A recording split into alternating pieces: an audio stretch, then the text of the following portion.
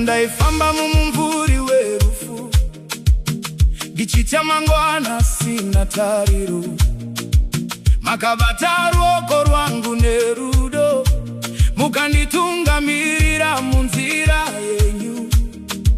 Vanhu vakandisiya ndiri ndega, shamwari dzikandikanganwa nzira, asi mishe makamira neni, mukaratidza rudo rusingaperi.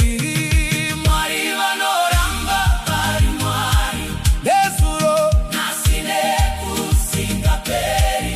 Makomo angabviswa panzvimbo dzavo, asi rudo rwenyu haruperi.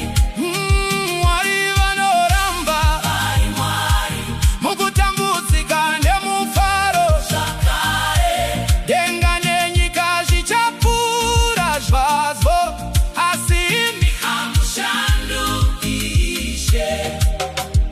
Pandakachema misodzi usiku, ndichitsvaga mhinduro dzoupenyu, makataura neni murugare rwenyu.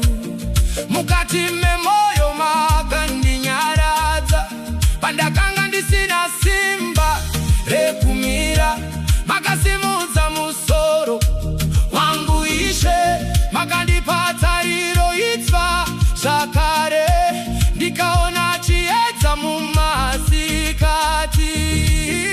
Mwari vanoramba vari Mwari, nezuro nhasi nekusingaperi. Makomo angabviswa panzvimbo dzavo, asi rudo rwenyu haruperi.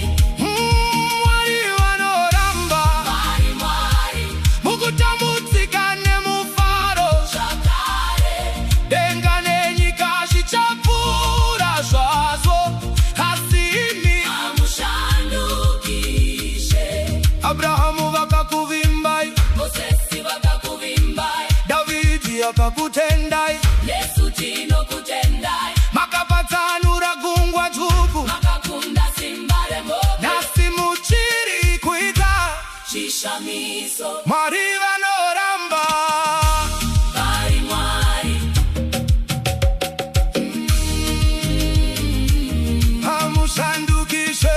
Hamushanduki Baba, hamushanduki Jesu, munoramba muri Mwari. Hamushandukishe, hamushanduki Baba, hamushanduki Jesu, munorazwa muri Mwari. Mwari vanoramba vari Mwari, hamushanduki Baba, hamushanduki Jesu, munoramba muri Mwari. Hamushanduki Jesu, hamushanduki Baba, hamushanduki Jesu, munoramba muri Mwari. Mwari vanoramba vari Mwari, nezuro nhasi nekusingaperi. Makomo angabviswa panzvimbo dzavo,